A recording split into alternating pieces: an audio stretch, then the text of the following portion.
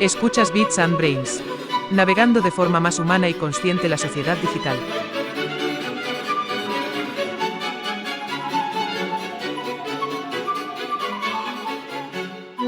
¿De verdad que es aún tuyo tu cerebro o ya lo tienes alquilado a Elon Musk?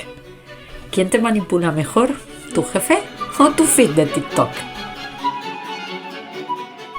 ¿Hasta dónde sigues al mando con plataformas que dictan reglas usando tus emociones como armas en su guerra por la atención?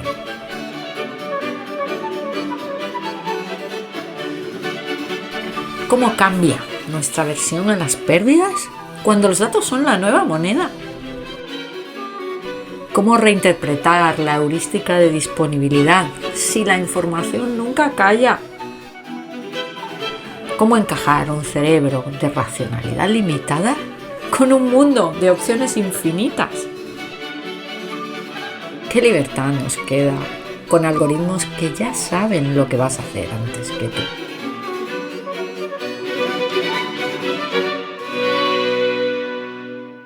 Y es que, ¿acaso tiene todo lo que sabemos sobre conducta una nueva versión digital? Bueno, pues bienvenidos a un nuevo episodio de Bits and Brains. Hoy de nuevo con mi psicólogo favorito. Bueno, la verdad que con el único que tengo a mano. Hoy charlo de nuevo con Juan José López Marañón, que ya charlé con él en el capítulo 4, os invito a revisarlo, el de cómo cambian nuestros comportamientos online, y hoy ya no le presento más, ya escucháis quién es y por qué está aquí en la entradilla del episodio anterior. No vamos a repetirnos, vamos hoy directos al grano, porque hoy tengo un tema que me apasiona doblemente. Vamos a hablar de negociaciones, pero no de cualquier negociación. Vamos a hablar de las negociaciones desde una posición fuerte. Decía que me apetece mucho este tema por dos cuestiones. Uno, porque el tema me encanta, y dos, porque es el propio Juanjo el que me lo ha propuesto. Así que digo yo que algo estaremos haciendo bien en este programa cuando los colaboradores ya son ellos los que llaman frotándose las manos y con ganas de empezar a tratar temas tan apasionantes como el que hoy nos ocupa. Hablamos de negociaciones fuertes en la era digital.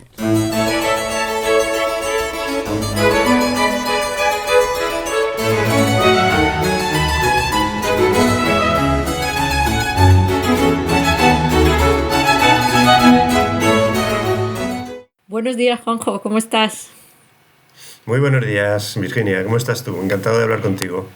Pues bien, yo hoy estoy aquí expectante porque esto es la primera vez que me pasa, y es que es el colaborador que me dice de qué tema quiere hablar. Si no te entendí mal, vamos a hablar de negociaciones fuertes.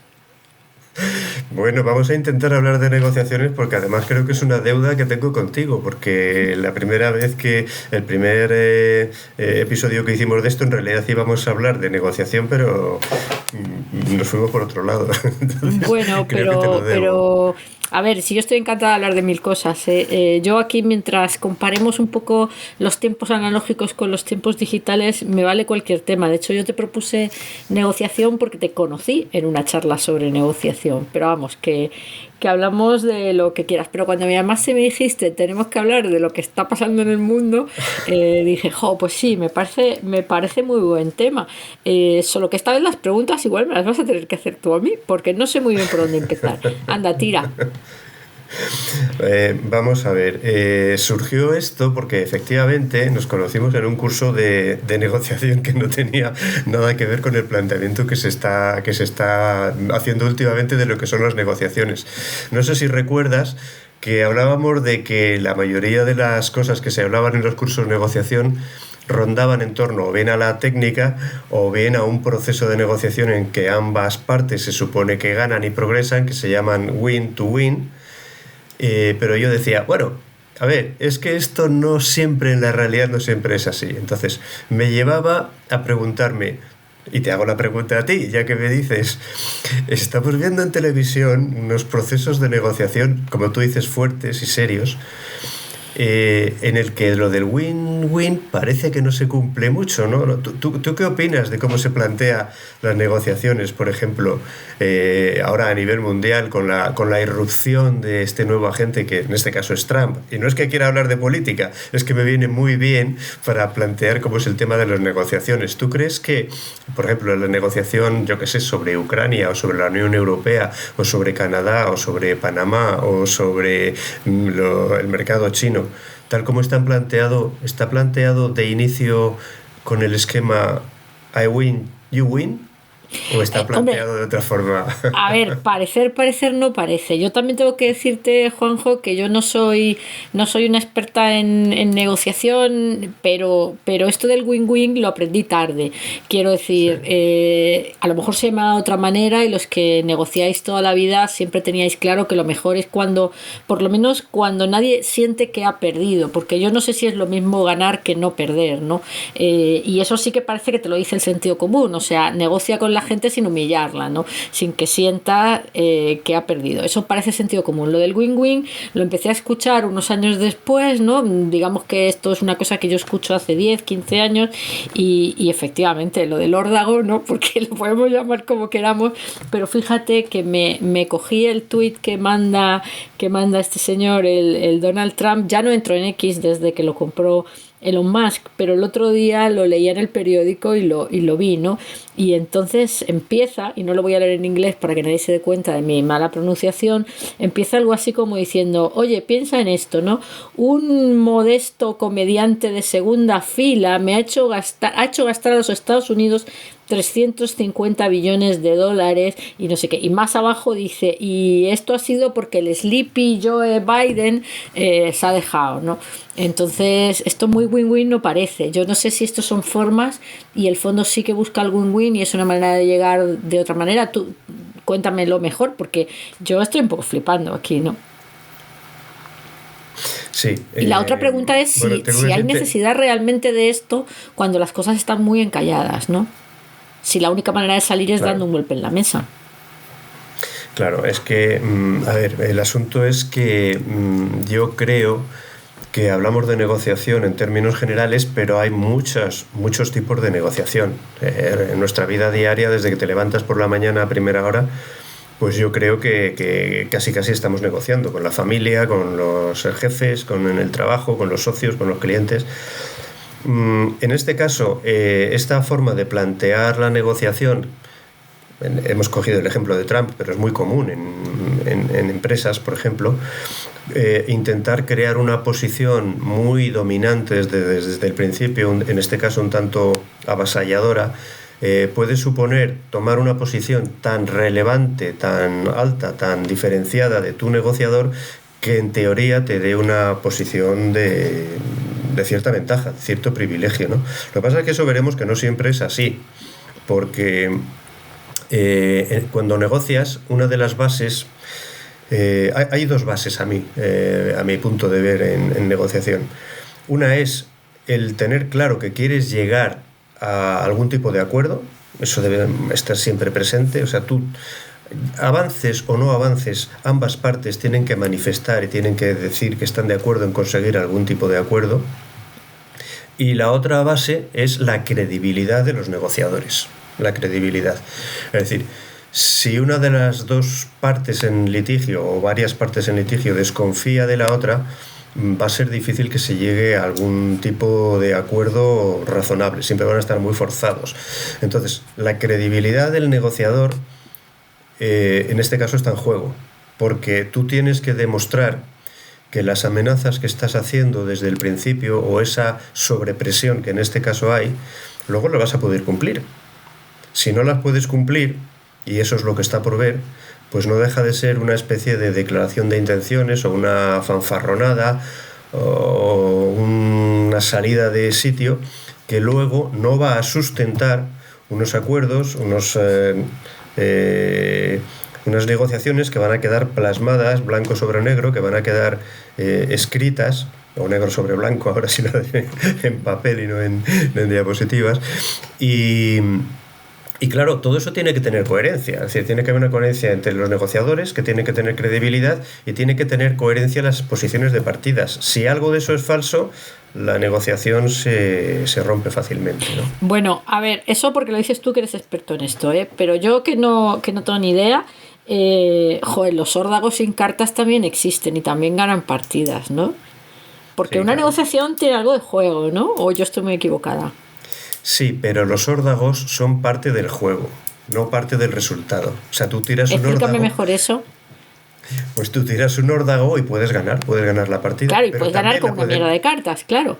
Claro, pero también la puedes perder. Es Claro. decir, si te aceptan el órdago y el otro tiene mejores cartas que tú, has perdido. Entonces, en la negociación, lo importante no es el juego, ¿no? Sino el resultado final. Es el acuerdo.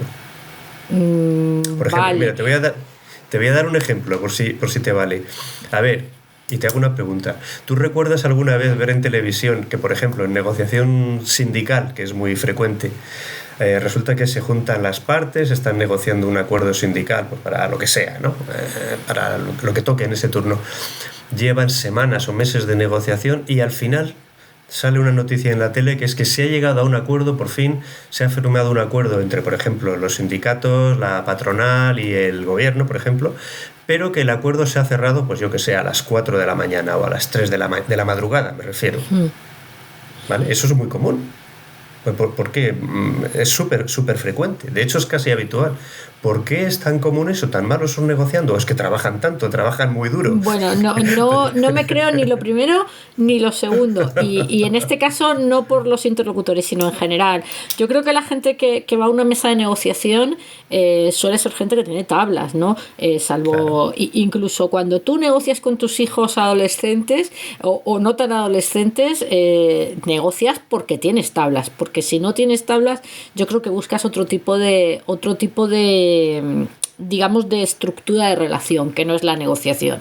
Puede ser la imposición, puede ser la subordinación, puede ser el caos, puede ser lo que sea, pero no negocias. Si tú te pones a negociar es porque tienes ciertas tablas. Entonces, lo de las 4 de la mañana realmente a mí me parece que es un poco teatro, ¿no? Teatro por parte del que dice me levanto o teatro por parte del que dice venga, sí, para ti la perra gorda.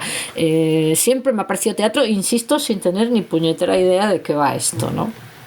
Sí, yo estoy de acuerdo contigo. Es teatro, es dar a la imagen, a la opinión pública de que se ha trabajado muy duro y hasta el último momento y que se han apurado todas las posibilidades. Eso forma parte del escenario, que es importante. Sin embargo, yo he asistido a negociaciones, no en ámbitos políticos, en otros, en ámbitos particulares, donde pues realmente los negociadores acaban cansados, se hace un preproyecto, un acuerdo, que un secretario o una secretaria tiene que plasmar en un documento escrito en un acuerdo.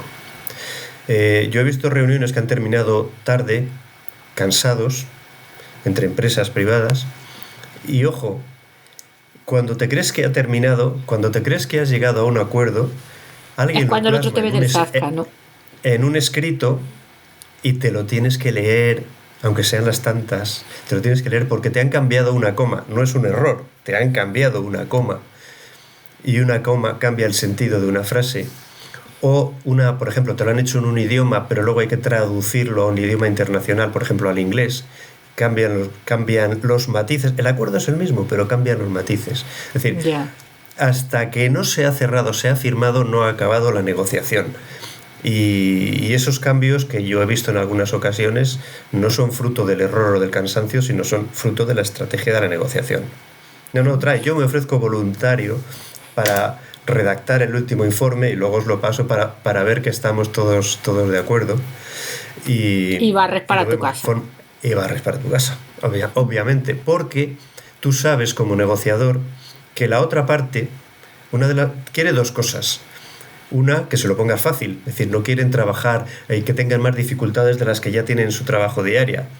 Quieren que se lo pongas lo más fácil posible, aunque no lo parezca. Y la otra es que quieren terminar la negociación para dedicarse a otras cosas. Entonces, al final ahí tú puedes aprovechar eso para utilizar cualquier cosa que pueda decantar un detalle a tu favor, ¿no?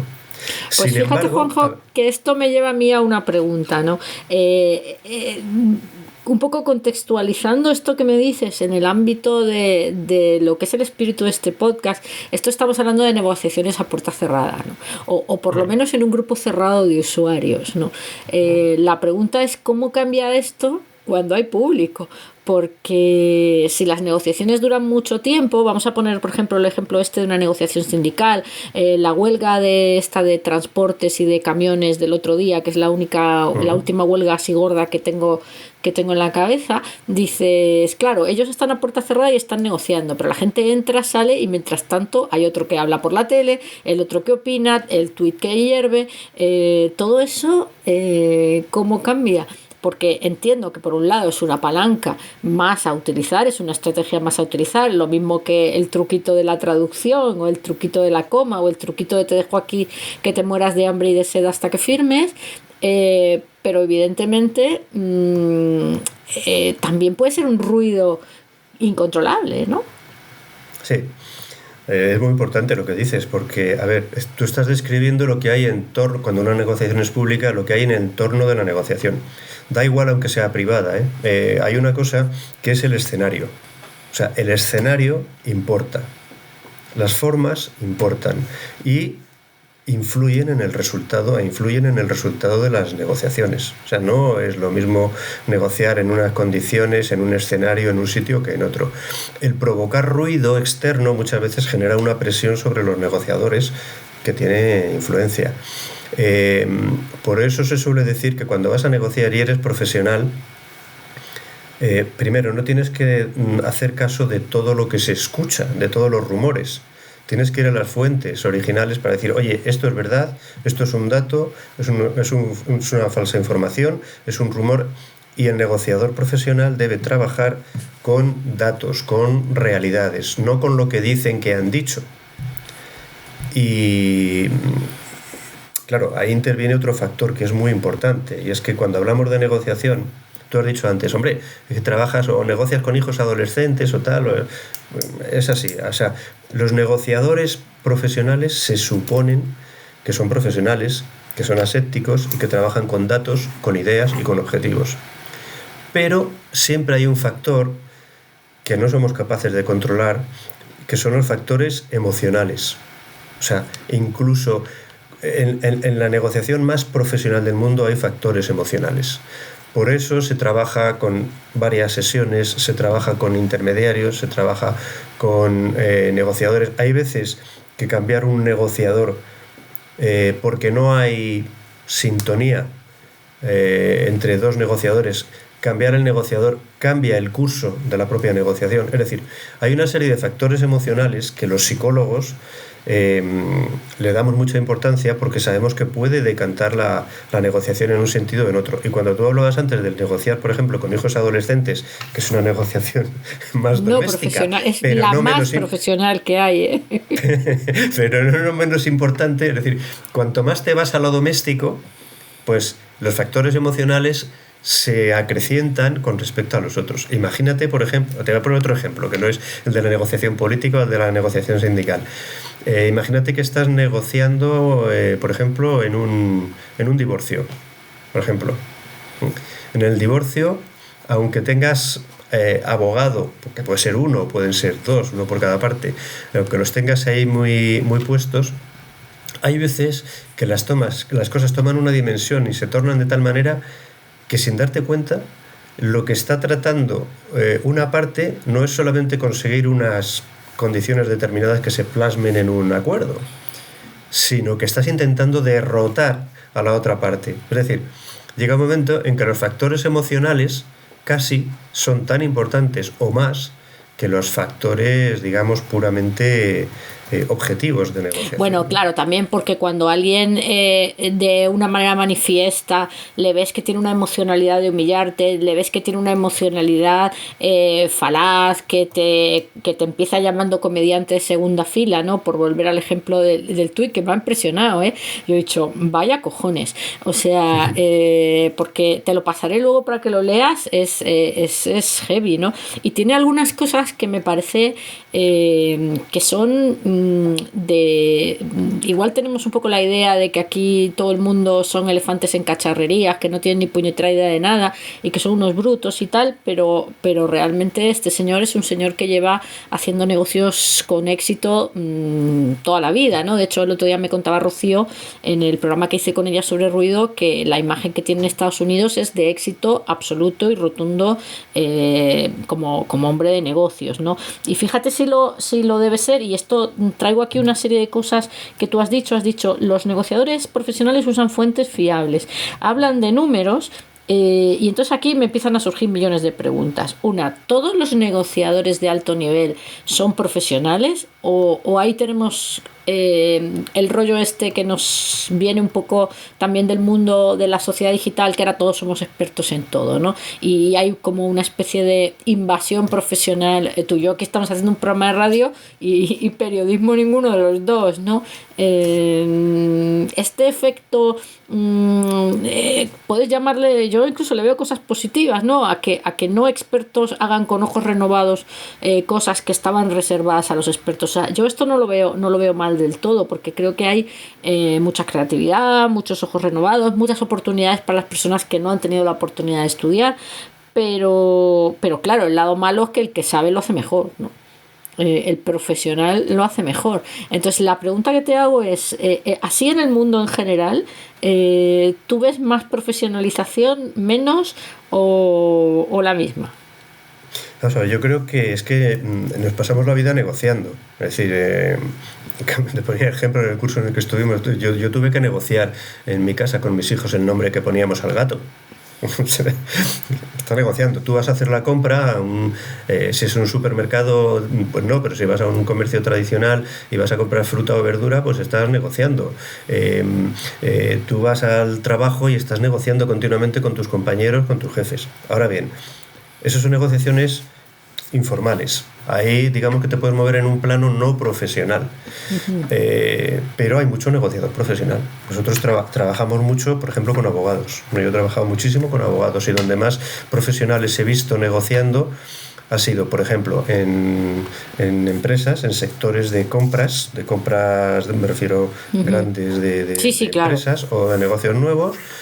Pero también las ventas que hace cada vendedor y que hace como puede no deja de ser una forma de negociación. Entonces yo profesionalmente he visto más en compras, he visto mucho con abogados, sobre todo en litigios, en los actos previos, en los actos de conciliación. Es donde más he visto negociar en plan profesional, y luego he visto negociar mucho en recursos humanos, tanto en despidos como en contrataciones por ejemplo, para ejecutivos. Ahí y en el plano social político es donde más veo que hay profesionalidad. Pero eso no quita para que haya mucho mayor número de negociaciones, como te decía antes, que están en la vida cotidiana, en la vida diaria, y que se hace entre no profesionales. Y que incluso profesionales pierden su halo de profesionalidad cuando hacen una negociación privada. Por ejemplo, tú puedes estar negociando... Eso nos pasa mucho a todos, lo de en casa del herrero cuchillo de palo. O sea, resulta que tú eres muy bueno profesionalmente y luego cuando te toca aplicarte eso a ti, eres un desastre, ¿no? Eso claro, sí que es verdad, que llama mucho la atención. Pero pasa, yo creo, con todas las profesiones y con todos los... Sí. Es que no es lo mismo negociar para un tercero, por ejemplo, para tu empresa, que negociar, que la paja se ve muy bien en el ojo ajeno. Claro, porque cuando negocias para ti, estás implicado emocionalmente. Cuando negocias para otro, la implicación es cero, claro, con lo cual eres capaz de ser más objetivo. Oye, Juanjo, una cosa, los números, los datos, has dicho fuentes fiables, datos. No por casualidad este señor, este Trump, vuelvo al tuit de Trump, creo que es en la tercera fila de su tuit, que es un tuit bastante largo, que puede tener 30 o 40 líneas. Habla rápidamente de 350 billones de dólares que este señor comediante le ha hecho gastar a los Estados Unidos, ¿no? Billones Billones es en traducción americana, no son billones, son miles de millones. Yo creo que da igual lo que son. Lo importante es que él pone una cuantificación en la línea 3, ¿no? Y que habla de costes y de gastos, ¿no? Yo creo que hablar de dolor en el minuto 1 es una estrategia fuerte e inteligente, ¿no? Empezar diciendo, oye, es que yo vengo aquí porque aquí hay algo mal, ¿no? Hay algo mal, algo costosamente mal, ¿no? Sí. Ese dato, no sé si lo has visto, en una rueda de prensa fue desmentido en vivo y en directo por Macron. Hombre, claro. Y él dio el dato y era, no recuerdo los números, pero era casi la mitad de ese pero dato, en cualquier caso, Juanjo, ¿quién puede?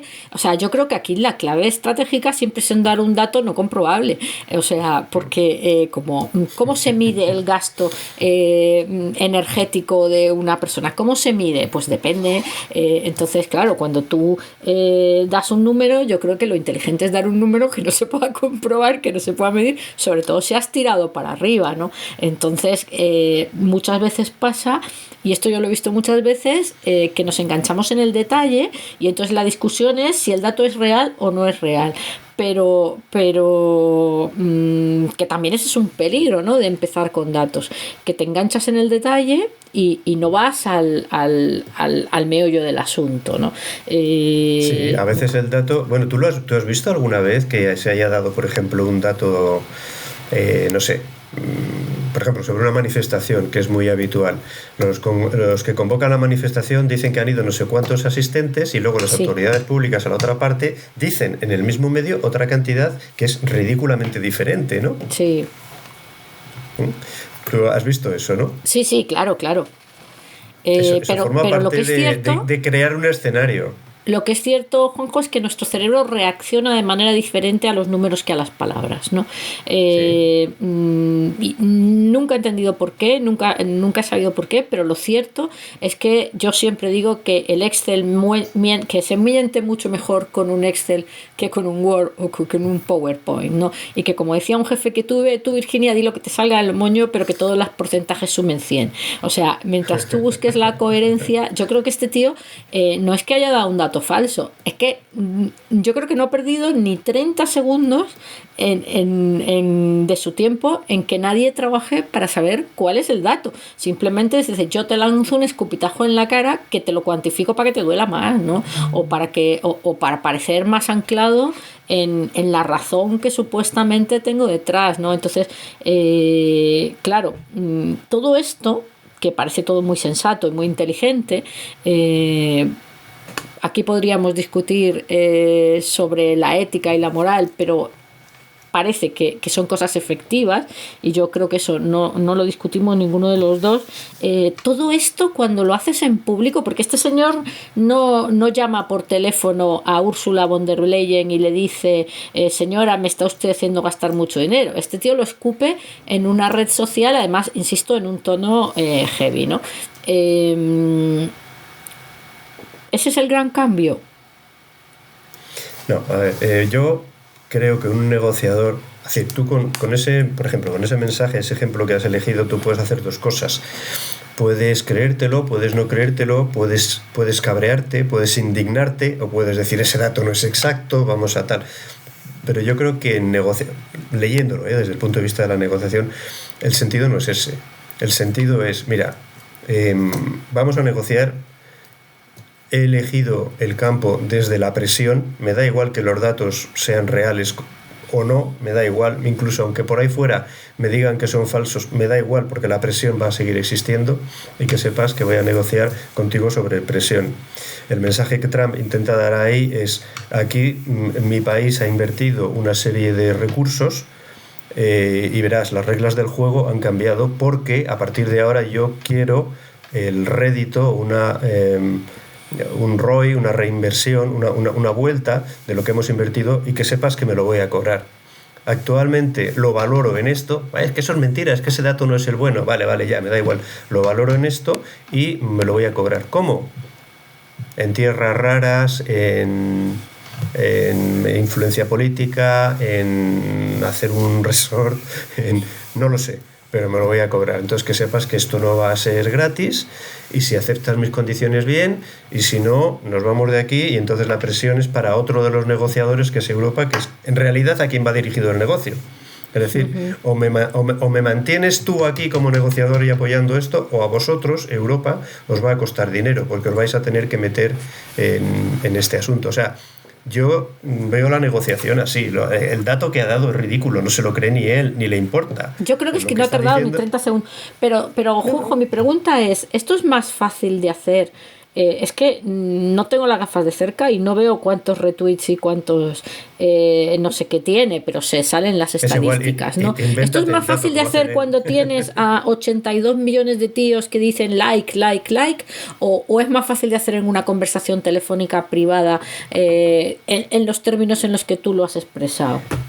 No se quiere. La negociación va por otro lado. Eso es generar presión y generar escenario. La negociación va por otro lado. Ni siquiera va de manos de sus enviados, ahí su vicepresidente, que va un poco en el mismo discurso o cosas de estas, ¿no? La negociación se hace a puerta cerrada, en otros términos mucho más razonables, por decirlo de alguna forma, pero bajo esa presión. Eso me tranquiliza, pero me resulta muy interesante eso que dices de crear el teatrillo, ¿no? Porque sí, realmente lo que está haciendo es un poco... El otro día vi la peli de Cónclave, por cambiar un poco, que no parezca que la estamos cogiendo con este señor, no sé si la has visto. No, que no la estamos cogiendo, que no es político. No, pero he visto... ¿Has visto la peli de Cónclave? No. No, pues bueno, ya sabes, ¿no? Cuando el Papa se muere, aparentemente son N cardenales, todos con inspiración o con propósitos muy loables, ¿no? Aislados del mundo. Luego te das cuenta que los propósitos y las estrategias pre-cónclave son importantes, incluso hay uno hasta que llega tarde al cónclave, ¿no?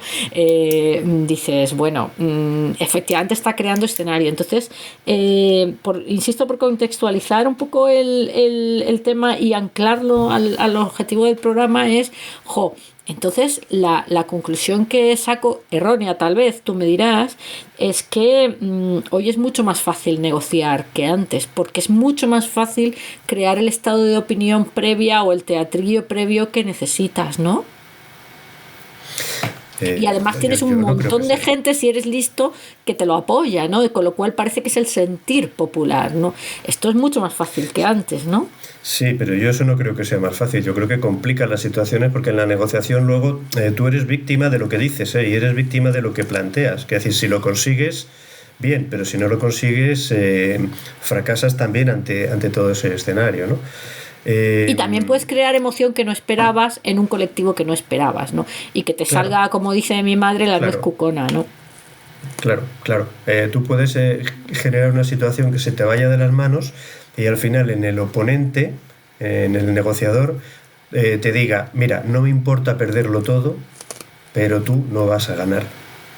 O sea, podría darse esa situación, que es la más desastrosa desde el punto de vista... Sí, la de yo pierdo y tú pierdes, o sea, la de morir matando, ¿no? Vale, que rompes el primer acuerdo que habíamos dicho, de que estamos de acuerdo en que vamos a querer llegar a un acuerdo. Eso es lo primero que habíamos dicho al principio. Se rompería eso, entonces se rompe la negociación, que es muy común. Por otra parte, las negociaciones se rompen, generalmente no pasa nada, se retoman. Cambias algunas cosas, cambias el escenario, cambias incluso algunos de los componentes. Ten en cuenta que las negociaciones, cuando son a alto nivel, incluso no son de persona a persona, son de grupo, de persona a grupo de personas. Incluso antes se han ensayado, o sea, cuando se negocia a alto nivel, los negociadores van preparados, han hecho simulaciones, han hecho roleplay, han contratado incluso a actores. Ahora se hace incluso con inteligencia artificial, en el que tú le das a un personaje que adopte un papel, le das un rol determinado, le das datos y negocias con ese avatar para preparar posibles respuestas que te puedan dar a ti, y tú ir preparado a lo que puedas, no solamente a lo que puedas decir, sino que tú vas preparado a tu respuesta emocional, para que tu respuesta emocional no se salga de lo que tú quieres que no se salga, ¿sabes? Entonces, todo eso actualmente se entrena. Y además, cada vez hay más negociación con la inteligencia artificial y los procesos que hay por ahí, que tú eres ingeniera, lo sabes mejor que yo, cada vez hay más procesos negociadores de máquina a máquina. Máquina a máquina. Oye, aquí me salen un huevo de preguntas, y voy a ir por partes. La primera es, muchas de estas negociaciones ya no son a puerta cerrada en una sala con bocadillos del rodilla, sino que empiezan a ser a través de canales digitales, ¿no? ¿Qué impacto tiene eso? Pues, porque hemos hablado del contexto, ¿no? Y el papel de la red social o incluso de este empoderamiento que tenemos las personas de coger un micro y grabar lo que nos dé la gana o escribir lo que nos dé la gana, es un factor, ¿no? de contexto que, como hemos dicho, te puede ayudar o se te puede ir de las manos. Sí, pero luego hay más cosas, ¿no? No sé. Vale. ¿Perdón? No, decía que el tú a tú, cuando es a través de canal digital...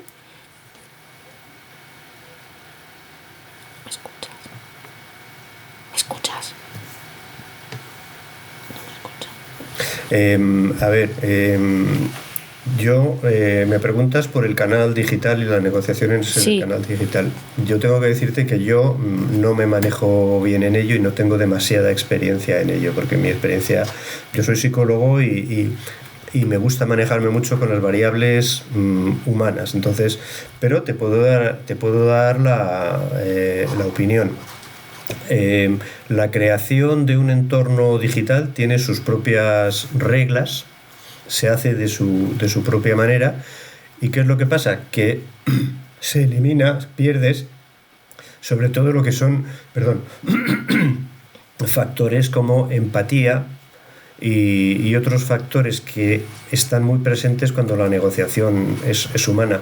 ¿Es más fría? Sí. ¿Es más objetiva? Sí. ¿Es más rápida? Sí. ¿Es mejor? No lo sé. Yo diría que depende de los casos. También es verdad que hay veces que la negociación por canales digitales hace posible una negociación que no sería posible físicamente. Por ejemplo, pues no sería fácil convocar una reunión ágil, rápida y tal. Entonces yo creo que maneja su propio escenario.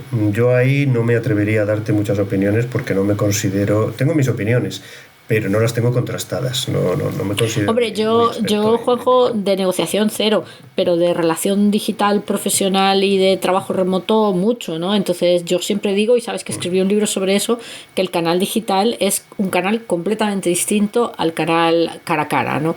Y que tiene sus propias reglas, que es un canal que tiende a la frialdad y a comerse las pistas no verbales y que además aumenta la distracción, el ruido y tiene impacto sobre la atención, pero que todo eso, digamos, hay que aprender a ponerlo postizo, porque efectivamente el canal se lo come, ¿no? Eso lo cual no quiere decir que no lo puedas poner, pero no lo puedes poner con los mismos recursos y con las mismas estrategias a las que estás acostumbrado, que son las que utilizas cuando te sientas delante de una persona, ¿no? Por eso, y cuando hablabas del role-playing y del entrenamiento con inteligencia artificial, pues a mí me surgen aquí muchísimas dudas, y una de ellas que me surge es si todos los profesionales se desactualizan cuando la negociación, porque ahora es muy difícil que la negociación no tenga una parte, no tenga un componente digamos, de conversación digital, ¿no? O de conversación remota, como la quieras llamar, ¿no? Entonces dices, igual es que aquí se me están yendo mis habilidades un poco... Evidentemente las habilidades que tienen que ver con el sentido común, con la experiencia y con la base y con los conceptos no cambian. Lo que cambian son las formas o la manera de conseguir los mismos objetivos, ¿no? Creo que en aquella charla que coincidimos tú hablabas de lo importante que era la moqueta del sitio en el que cuando querías tal les ponías en un sitio muy cutre y cuando querías cual les ponías en un sitio que le pedías prestado al director general como si para que pareciera que fuera tuyo, ¿no? Entonces, claro, cuando no juegas con todo eso, tienes que aprender a jugar con otras cosas, ¿no?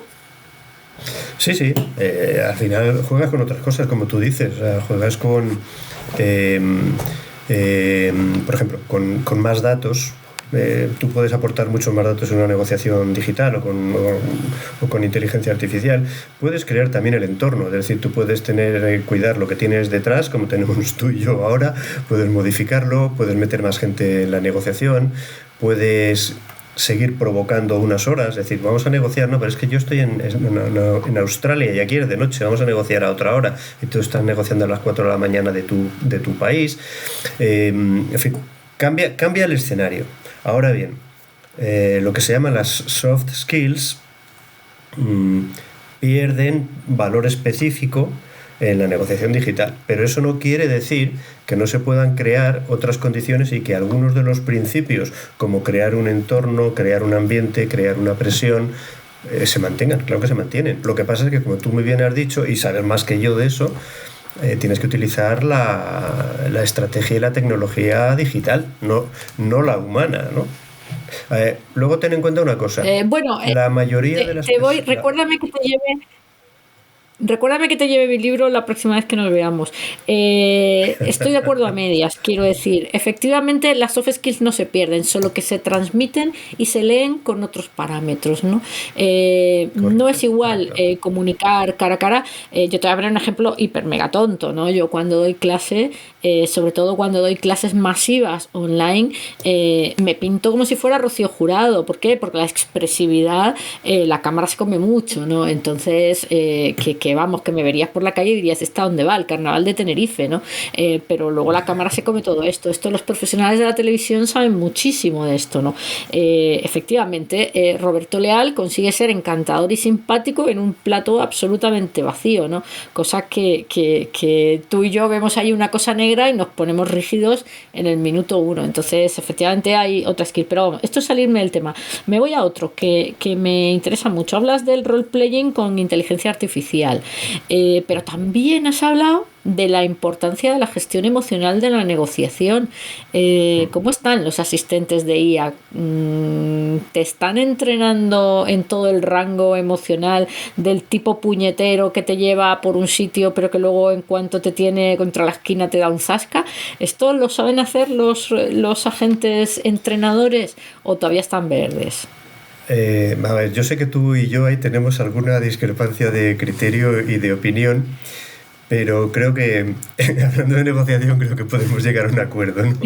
No, lo que tú digas, yo lo que tú digas. A mí es que lo que me descuadra, necesito que me lo expliques un poco mejor, pero lo que tú digas, que el experto eres tú. No, el asunto es el siguiente. Lo que yo digo es que se pueden crear para tú entrenarte. Tú vas a ir a una negociación y antes de ir creas un escenario que antes se hacía con personas, decías, tú vas a representar al director de compras de no sé qué o al abogado de no sé quién, tú al otro, la situación es esta y vamos a hacer un role-playing a ver cómo resulta esto, ¿vale? Lo que te digo es que eso ahora es más fácil, se sustituye, en lugar de hacerlo con personas, lo puedes hacer con avatares, con inteligencia artificial. Sí, eso lo he entendido. De hecho, la pregunta es, cuando tú haces un role-playing con gente de tú que pasas por aquí, vas a hacer de director de no sé qué, el role-playing saldrá como salga. Cuando esa persona que hace de actor, digamos, entre comillas, es profesional, tiene muchísimos más recursos para llevarte a un entrenamiento más profundo, ¿no?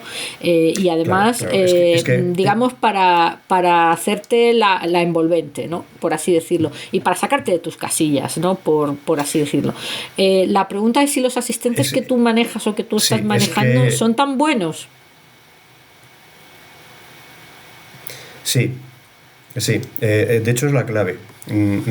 Tú no puedes utilizar, tanto si es un asistente humano, no puedes utilizar a cualquier persona. Son personas de un equipo entrenados y que normalmente saben de lo que están hablando, es decir, no son personas que pasan por allí, claro. Son gente que conoce el negocio, son gente que sabe lo que hacen y que están familiarizados con las historias y que además tú les has entrenado previamente en el caso concreto que se va a negociar.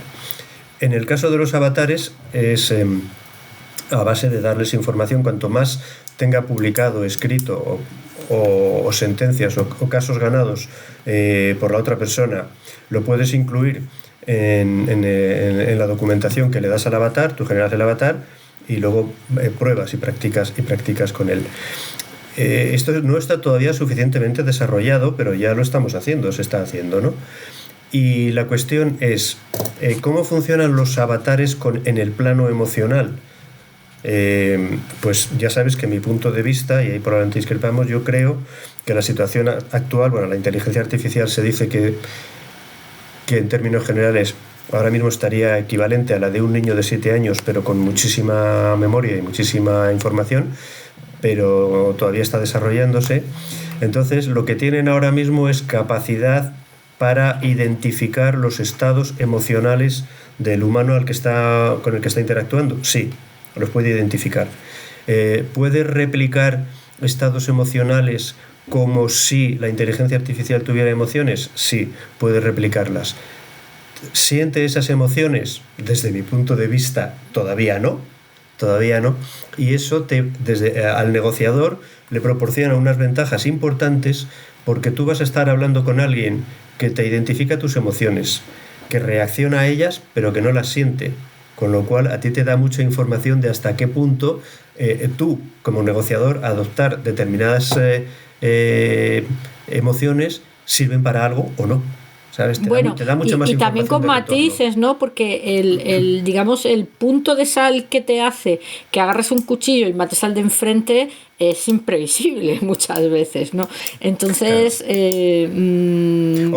O tú puedes querer provocar sacar de las casillas al otro, es decir, aunque se rompa la negociación temporalmente. No, claro. Mira, eso es una estrategia. Dices, esto revienta, pero mañana volvemos. Puede interesarme. O al revés, ser increíblemente seductor o pacificador. Parece que le estás concediendo cosas que luego no le vas a conceder, pero que crean en él una emoción, una sensación que favorece el proceso. Con un avatar eso es más neutro, pero te da muchas pistas de qué es lo que es efecto halo en la negociación, efecto emocional, y de lo que es efecto real, ¿no? Que es porque tú en los acuerdos en el acuerdo final no se plasman las emociones. En el acuerdo final solo se plasman las ideas y los objetivos a los que has llegado. Las emociones solo están como parte del proceso. Como parte del proceso, pero que a veces lo condicionan totalmente. De hecho, casi yo me atrevería a decir que en negociaciones muy duras el casi sobra, o sea, lo acaban condicionando totalmente, ¿no? Y las emociones primarias, sí, como el cansancio, el agotamiento, la humillación y no sé qué, la ira y no sé qué, y las secundarias, ¿no? Porque realmente, por eso no dudo de la eficacia del entrenamiento con asistentes inteligentes, por lo menos en primeras fases, ¿no? O en primeras fases de la negociación. Y yo te quiero hacer una pregunta así como más personal. ¿A ti te ha sorprendido alguna vez alguno de estos chismes diciendo, joder, macho, esto sí que me deja de piedra? No. En estos procesos de aprendizaje. La respuesta que te dan, dices. Bueno, sí, que alguna vez la respuesta que te da o la estrategia que toman ¿sabes? Que dices, vale, yo, hombre, ya también entiendo que tú eres un negociador entrenado y que ya en esta fase de tu vida a lo mejor te sigues entrenando poco, ¿no? Porque ya te estás dedicando a otras cosas. Pero no. O conoces alguna cosa que digas, esto lo flipas, ¿no? O no, o simplemente es todo más verde. No, a mí no me ha pasado, a mí personalmente no me ha pasado, porque los modelos con los que trabajamos nosotros todavía yo creo que no llegan a ese nivel, son bastante sencillos. Pero no sé si te sirve de ejemplo. El otro día leía una noticia, o sea, no recuerdo la base, pero estaban hablando de inteligencia artificial. Era inteligencia artificial científica. Le habían dado a un programa pues 2 semanas para que desarrollase un cálculo determinado, ¿no? Que habían estimado que iba a tardar 2 semanas. Entonces la inteligencia artificial se pone a trabajar y se da cuenta que en esas 2 semanas no va a llegar al objetivo. Entonces, a ver si te busco el artículo y te lo mando. Entonces, pues las personas que estaban trabajando con el modelo se dan cuenta de que la inteligencia artificial ha estimado que en 2 semanas no le da tiempo a hacer los cálculos que sí que habían previsto, y la propia inteligencia artificial ha intervenido, no sé cómo, tú sabrás mejor que yo, que eres ingeniera, ha intervenido en los permisos que tenía a sí mismo para darse esas 2 semanas, ha cambiado algún código, lo ha reconfigurado y se ha dado una semana más de margen. Esto lo he leído yo en algún sitio. Dice, esta nos está troleando, y que se habían dado cuenta de que la inteligencia artificial les estaba troleando. Ahora mismo tampoco recuerdo, pero ahora que lo has contado, yo lo he leído también hace un par de semanas. Sí. Es de hace poco, además, es de hace poco. En la prensa. Sí, que dices, joder, la tía, ¿no? Yo no sé por qué siempre digo la tía, ¿no? Pero efectivamente la tengo como muy asociada.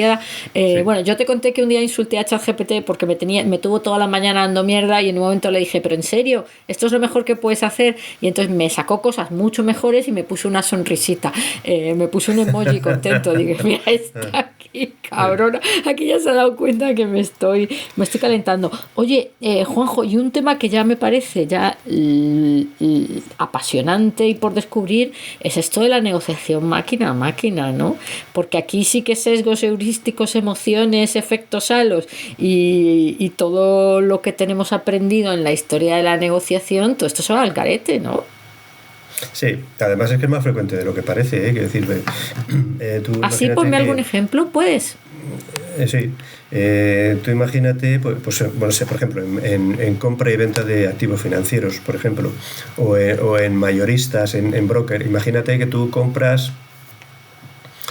A ver, voy a intentar ponerte un ejemplo real sin dar nombres. Imagínate que compras un buque que sale de Ucrania con grano, o mejor de Ucrania no, porque el ejemplo que yo tengo es de Ucrania, pero podría ser también que sale desde más lejos para que se entienda mejor el ejemplo. Imagínate que compras un buque lleno de grano, que en vez de salir de Ucrania sale pues de Asia, ¿no? de China, con destino a un mercado europeo o americano. Entonces tú, cuando el buque sale, tú has cargado tus costes de compra, de flete, de shipping, de impuestos, etcétera, etcétera. Pero en el trayecto, desde que sale el barco de China hasta que llega a su destino, por ejemplo en Rotterdam, para descargar, por ejemplo, maíz para... transgénico, ahora más señas que se pueda utilizar, por ejemplo, en pienso para animales o cosas así. Ese trayecto del buque, tú vas reactualizando las ofertas y vas negociando las ofertas de manera que está cambiando el valor de ese maíz en el mercado y estás reconfigurando el precio. Entonces tú lo dices a tu comprador de Rotterdam: oye, yo esto te lo he vendido a 100, pero si dejas el pedido sin comprar, a ti, sin entregártelo, te lo pago a 110, porque yo por otro lado lo estoy sacando a 120. Y el de Rotterdam te dice: vale, venga, en vez de traerme el maíz, me pagas 110, que es más de lo que yo he comprado, y el barco te lo llevas a otro sitio. Vale, ese proceso, imagínate que en el trayecto desde China a Rotterdam, que puede durar varias semanas, imagínate que se produce 100 o 200 veces o más. Entonces tú sales con un material comprado, con un precio comprado, con un destino fijado, todo eso pagado. Imagínate que todo eso cambia 200 veces, no sabes dónde vas a terminar al final, y a lo mejor acabas con ese maíz, pues en lugar de en Rotterdam, pues acabas en, qué sé yo, en Brasil, por decirte algo. Ya entiendo. Eso es súper común, pero... con ese ejemplo entiendo que esto es otro mundo. Lo que quiero decirte, ¿no? perdona, es que esas negociaciones... muchísimas aplicaciones a este tipo de negociación, sí, ¿no? Sí. Evidentemente los billetes de avión y las plataformas de compra masiva de billetes de avión, pero aquí hablando de negocios digitales que ponen en contacto oferta y demanda, de la sharing economy esta famosa, es que le veo aquí vamos, en el fondo el conductor de Uber está haciendo lo mismo, ¿no? Con su plataforma, ¿no? Y si claro, cuando tú ya tienes contratado el servicio sucede algo, te pueden perfectamente decir: oye, o págame más o me voy a otro porque es que haré más demanda y no sé qué. Cosas que todavía no se hacen, pero que podrían entrar en las reglas del juego, ¿no? Sí, pero eso es de máquina a persona, pero el ejemplo que yo te he puesto antes era de máquina a máquina. De máquina a máquina, ninguna persona, ¿no? Por ejemplo, no sé si fueron los de Uber o Cabify o uno de estos, contaba en una conferencia en la que estuve hace poco, su directora de marketing Algo así, a ver si me acuerdo bien del ejemplo. Era como que habían habían ampliado su negocio a un país, que no voy a decir cuál era porque no estoy seguro ahora mismo de cuál era, pero en el que era habitual esto de coger un taxi que está en marcha, pararlo, meterse otro pasajero y renegociar el precio. Que va por el claro. destino, renegociar el precio y tal. Esto decía que a ellos les había.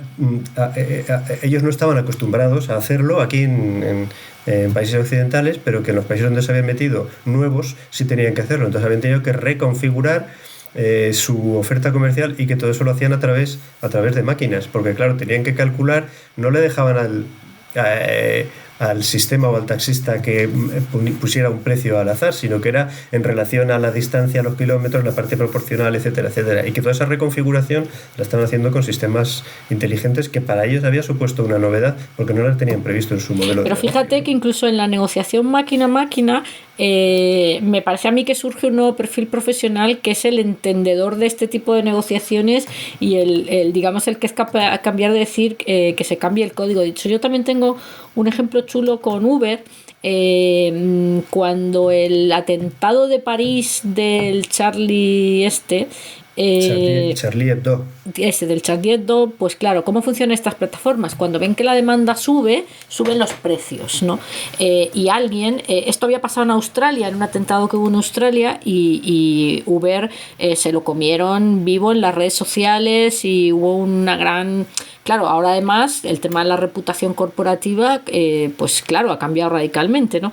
Y entonces hubo alguien que paró las máquinas y puso los taxis, o los Uber, perdón, en este caso, a precio cero en la zona del atentado, ¿no? Con lo cual consiguió recuperar y además debía ser el que estaba de guardia ese día, o sea, debía ser el tío que se queda solo por si la máquina se cuelga, ¿no?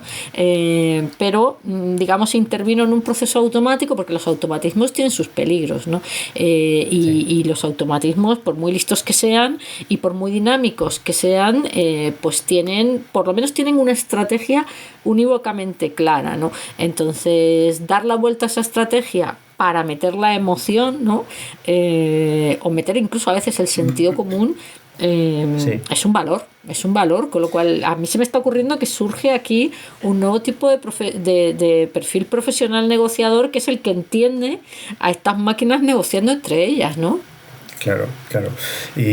Y ahí entra en ese perfil, entra una cosa que condiciona y que no hemos hablado todavía de ello, y te voy a preguntar a ti, ¿qué te parece? Porque hemos hablado de las negociaciones de persona a persona, de máquina a máquina, de persona a máquina, de cómo influyen las emociones, pero todo eso confluye en un punto que es previo y que tiene que ver con las negociaciones, y que influye tanto en las negociaciones de máquina a máquina como en las de persona a persona o persona a máquina, y es la generación de expectativas.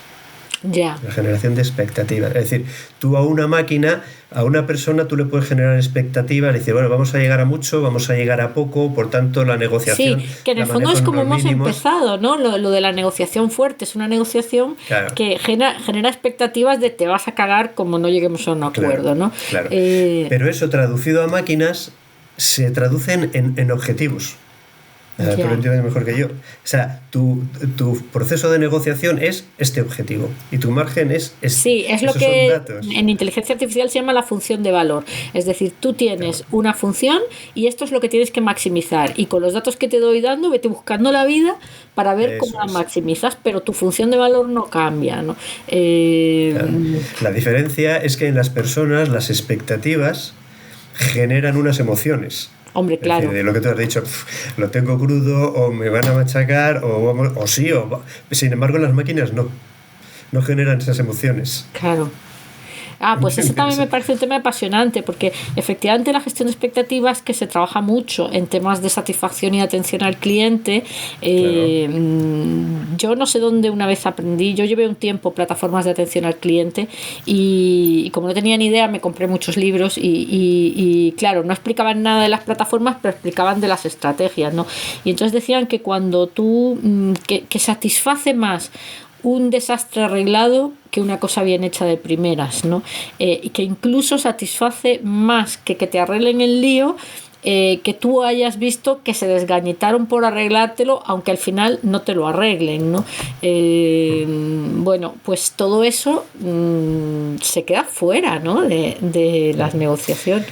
No, a mí me decía un abogado, dice, mira, es mejor un mal acuerdo que una mala sentencia. Entonces vamos a llegar a un acuerdo antes de ir a juicio, porque no sabemos lo que te vas a encontrar ahí, a no ser que lo tengas muy claro, ¿no? Pero bueno, entonces a mí esa frase, más vale un acuerdo, me ha llevado a negociar y a avanzar mucho con ese tipo de cosas, sobre todo cuando trabajamos con abogados, ¿no? Yo siempre les digo que es mejor llegar a un acuerdo previo que dejarlo en manos de los tribunales. Entonces ahí sustituyes lo que sería una sentencia legal por el resultado de una negociación, que yo siempre creo más en el resultado de la negociación, ¿no? Y eso yo estoy de acuerdo contigo, pero ¿tú crees que esa es una posición general que yo sí que la veo digamos, hace 30 o 40 años como algo que todos teníamos en la cabeza de vamos a arreglarnos antes de llegar a las manos, ¿no? Por así decirlo, aunque tenga que venir la profe a separarnos, ¿no? Pero cuando tú empiezas a ver el otro día, y es salirse un poco del tema, pero en el fondo no es salirse un poco del tema, porque al final toda esta sociedad tecnológica impaciente, empoderada, hiperactiva, hipercharlatana, que nos está cambiando las cabezas, no sabes las cosas que pasan, que vi el otro día un reportaje en la tele sobre las cosas que pasan en los partidos de fútbol de niños de 7 años, de gente que se zurra como si le fuera la vida en ello, ¿no? Madres tirándose de los pelos, dices, pero Dios mío, ¿esto qué es, no? ¿Tú crees que eso que has dicho de que más vale un mal acuerdo, ¿cómo era? Un buen acuerdo o un mal acuerdo que una buena sentencia? Más vale un mal acuerdo que una mala sentencia. Sí, pues ¿tú crees que la sociedad sigue teniendo eso en la cabeza y sigue teniendo la negociación y el acuerdo y el win-win como primera opción o como opción favorita? ¿O ahora nos hemos vuelto mucho más avasalladores que antes y como tengo un coche más grande te empujo y paso antes que tú aunque tenga un ceda el paso? Pues yo no entiendo bien por qué, pero creo que nos estamos volviendo cada vez más un poco más primates. Esa era mi pregunta, ¿no? Si realmente esto de la negociación está dejando de estar de moda y ahora vamos más a la fuerza bruta. Sí, o estamos confundiendo posiciones de fuerza que son teatrillo con negociaciones, ¿no? No, vamos a ver, yo creo, como te he dicho antes, como psicólogo, creo que estamos más cerca del primate del 2001 no deseo en el espacio. Creo que estamos más cerca de ello que del robot humanoide, y cada vez vamos a estar más separados porque el robot humanoide evoluciona en fracciones de segundo y los humanos evolucionamos en milenios, ¿no?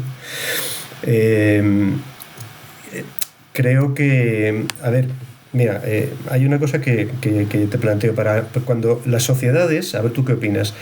Estamos en la sociedad de la información. En teoría tenemos más información disponible que nunca.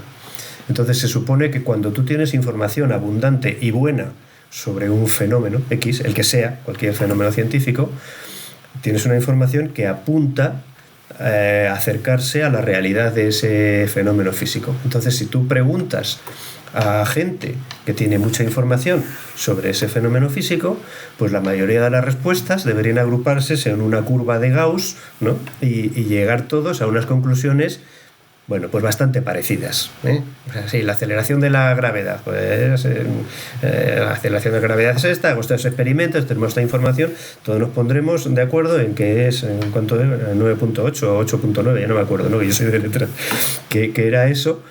Y todos opinaremos más o menos lo mismo. Sin embargo, la realidad que se da en nuestra sociedad es toda la contraria. La realidad es que cada vez las situaciones, las formas de pensamiento en lo que sea, están más polarizadas. Y en lugar de ser las opiniones en torno a una curva de Gauss que se basan en mucha información, se basan en un punto muy extremo, o sea, un punto alto, un valle y otro punto extremo. Esos dos puntos extremos están muy alejados entre sí y con opiniones contrarias. Eso es en política, es en deportes, es en casi todo lo que quieras. Las cosas no son tendentes al gris con matices, sino que son o blancos o negros y además me pego contigo.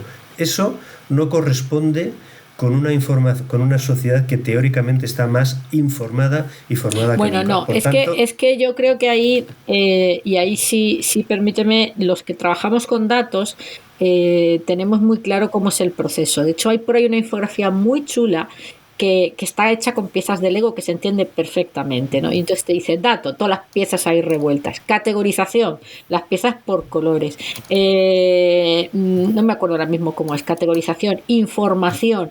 Y entonces te ponen las piezas agrupadas de otra manera. Y luego te pintan una casa, dice. Y esto es lo que los datos, esto es historia, esto es lenguaje, esto es la explicación o la emoción o lo que venga detrás.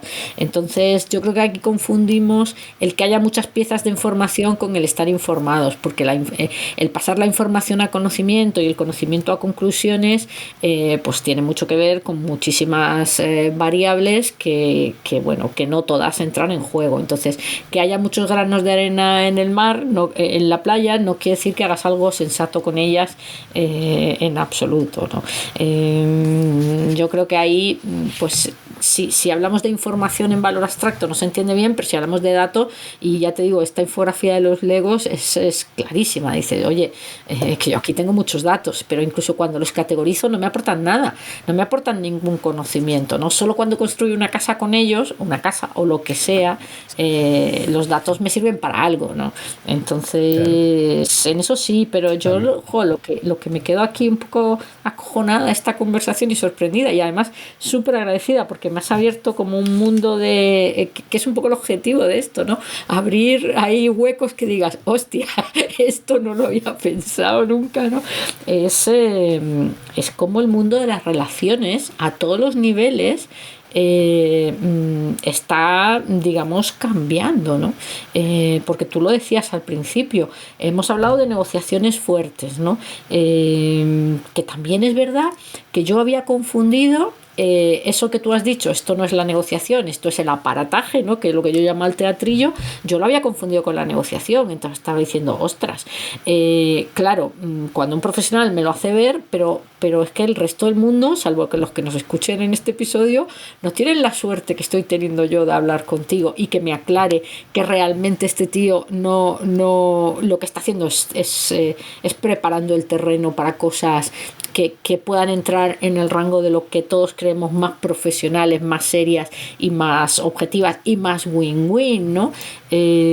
Claro, insisto, la gente que no tiene la ocasión de hablar contigo y enterarse de esto sigue pensando que eso es la negociación y corremos el peligro de empezar todos negociando así, ¿no? Y empezar todos yendo por la vida de como mi coche es más grande me salto el ceda al paso, ¿no? Porque tú me haces perder el tiempo, ¿no? Que sería un poco lo mismo que le está diciendo este señor, ¿no? Entonces me quedo un poco con ese conocimiento adquirido hoy que me hace un poco reflexionar sobre que debajo de la superficie siempre hay un iceberg, ¿no? Y luego con el tema de jolín, si las relaciones entre personas que tú decías también por otro lado, negociamos millones de veces todos los días, cuando metemos componentes tecnológicos por en medio, bien sea asistentes de entrenamiento o bien sea procesos que se resuelven entre máquinas, aquí también estamos ante un cambio serio, ¿no? Pues sí. Sí, son cambios muy serios, ¿no? Y además, cada uno, tú lo has dicho muy bien antes, cada tipo de negociación, cada escenario tiene y cada medio de comunicación, por ejemplo la tecnología o el contacto humano, tiene sus propias reglas y sus propias normas. Hay que conocerlas y usarlas porque no son las mismas, no son las mismas. Y luego hay que tener mucho cuidado que es lo que tú estabas diciendo antes, con los datos que se manejan. Los datos no es suficiente con que sean abundantes, sino que tienen que ser de calidad, tienen que ser buenos, tienen que ser contrastables, porque si no te llevan a conclusiones erróneas, sesgadas, siempre. Bueno, yo de verdad que aprendí en mis años en planificación comercial con qué aplomo mienten los datos. O sea, los datos, yo tenía un jefe que me decía, Virginia, los datos están al servicio del discurso. Y yo lo miraba y decía, joder. Pero efectivamente, es que la vida me ha demostrado que los datos están al servicio del discurso. Incluso, y eso probablemente es un sesgo que tenemos las personas, ¿no? Tú tienes muy claro lo que tienes que decir y solo estás buscando los datos que te avalan. Y jamás, ya no te digo que no vas a encontrar, es que si te los ponen encima les vas a encontrar los peros a esos datos, porque los datos siempre tienen un pero, les vas a encontrar los peros a los datos que no te molan. Entonces, yo lo de los datos, creo que para los que manejamos datos y hemos aprendido el poder del dato en un discurso, en una negociación, en un tal, estamos en gran ventaja con los demás, ¿no? De hecho, yo a mis alumnos de Big Data siempre les digo, agarraros a los datos con cabeza, porque siempre estáis por encima de los otros, pero porque son un troleo de máximo nivel. Es la trampa que no te pilla ni Dios si eres un poco hábil y un poco listo, ¿no? Entonces, bueno, pues ahí me voy a quedar. Oye, Juanjo, que quiero más conversaciones, porque es que de verdad, yo siempre lo digo en serio, yo hago este programa por mí, porque me encanta charlar con vosotros y lo disfruto muchísimo y aprendo un montón, ¿no? Y me hacen tener una mejor cabeza, que en los tiempos que corren me parece que es como una urgencia. Una urgencia. Y mientras nos dure. ¿No? Mientras nos dure. Pero sí, ahora me he propuesto tratar de traer a gente más joven al programa, porque aquí somos todos de 50 plus y bueno, tenemos mucho sentido común, pero me gustaría también traer la otra visión. Así es que si conoces a alguien que quieras recomendar, pues estoy encantada. Juanjo, lo dejo aquí, me quedo con muchas cosas. Estoy muy agradecida hoy por la apertura mental que me ha supuesto hablar contigo y seguimos, ¿no? Seguimos. Y gracias también por la propuesta del tema, que me ha gustado, sí. Me gusta que me propongáis cosas, porque eso demuestra que nos hemos enganchado aquí a algo que es un win-win, ¿no? Que ese es un poco mi objetivo, que sea un win-win, no solo para los que nos escuchan, sino para los que estamos aquí desayunando juntos. Muy bien, Virginia. Pues un placer haber aprendido contigo, como siempre, y haber compartido este espacio, y me tienes para lo que necesites, por supuesto que pues sí. Pues nada, seguimos. Muchas gracias. Hasta luego.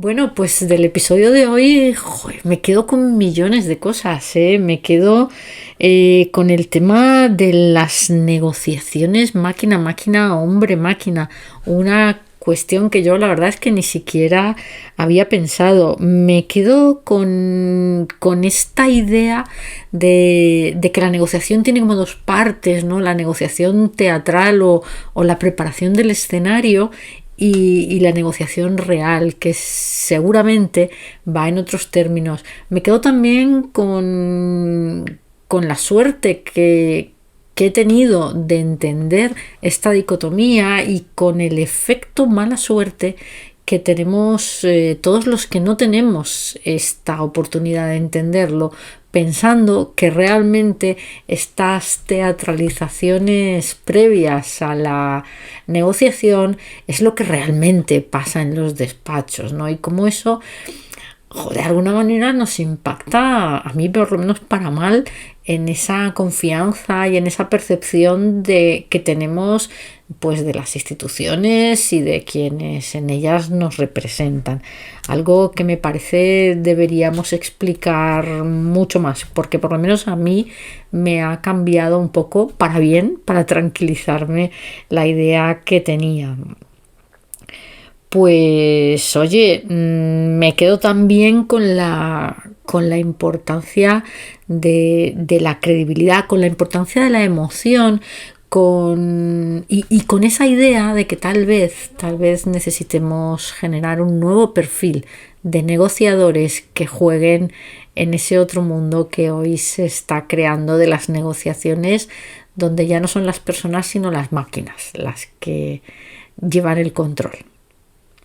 Pues ahora, como siempre, os dejo con un poquitito de música para que asentéis todo lo escuchado. Hasta el próximo episodio.